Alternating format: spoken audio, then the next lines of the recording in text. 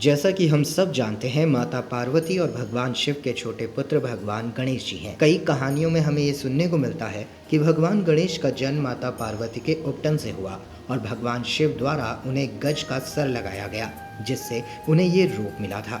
इसलिए भगवान गणेश को गजानन भी कहा जाता है। आज हम आपको भगवान गणेश से जुड़ी कुछ ऐसी बातों से रूबरू कराएंगे जो आपने पहले कभी नहीं सुनी होगी। तो आखिर गणेश जी पाताल लोक के राजा कैसे बने? भगवान गणेश से जुड़ी ये बात शायद बहुत कम ही लोग जानते हैं कि भगवान गणेश पाताल लोक के राजा भी हैं। एक बार की बात है, गणपति महाराज ऋषि मुनियों के पुत्रों के साथ पराशर ऋषि के आश्रम में खेल रहे थे। तभी खेल के दौरान वहाँ कुछ नाग कन्याएं आ पहुँचती हैं और सभी नाग कन्याएं गणेश जी से प्रार्थना करने लगती हैं कि वो एक बार हमारे लोक चले। भगवान गणेश नाग कन्याओं की इस विनती को मान लेते हैं और उनके साथ नागलोक के लिए चले जाते हैं। नागलोक पहुंचने पर नाग कन्याओं ने उनका हर तरह से स्वागत सत्कार किया। जब नाग कन्या उनका आदर सत्कार कर रही थी, तभी वहां नागराज वासुकी ने भगवान गणेश को देखा और उनका मजाक उड़ाने के मन से वासुकी भगवान गणेश से बातें करने लगे और उनके रूप के बारे में भी बात करने लगे। रूप के बारे में सुनते ही भगवान गणेश जी को गुस्सा आ जाता है। तभी गणेश जी वासुकी के फन पर पैर रख देते हैं और उनसे उनका मुकुट लेकर खुद ही पहन लेते हैं।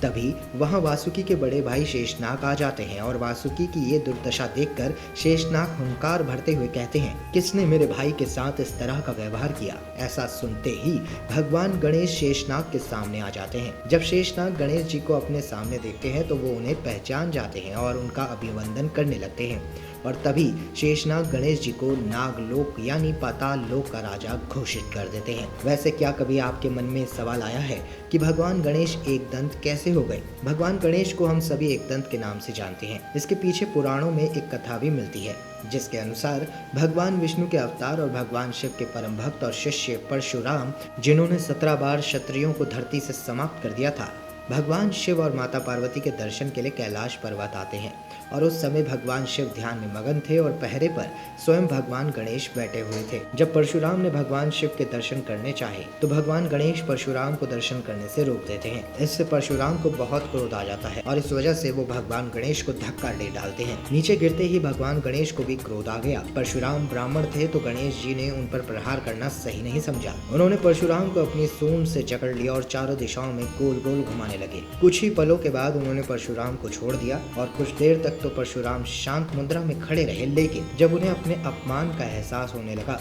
तो उन्होंने अपने फरसे से भगवान गणेश पर वार कर दिया। वो फरसा भगवान शिव का दिया हुआ था तो गणेश जी उनके वार को खाली नहीं जाने देना चाहते थे। ये सोचकर उन्होंने फरसे के उस वार को अपने एक दांत पर झेल लिया। फरसा लगते ही भगवान गणेश का दांत टूट कर गिर गया। इतना सब देख अंतर्यामी भगवान शिव ध्यान मुद्रा से जाग गए और उन्होंने दोनों को शांत करवाया। तब से भगवान गणेश का एक ही दांत रह गया और वो एक दंत कहलाने लगे।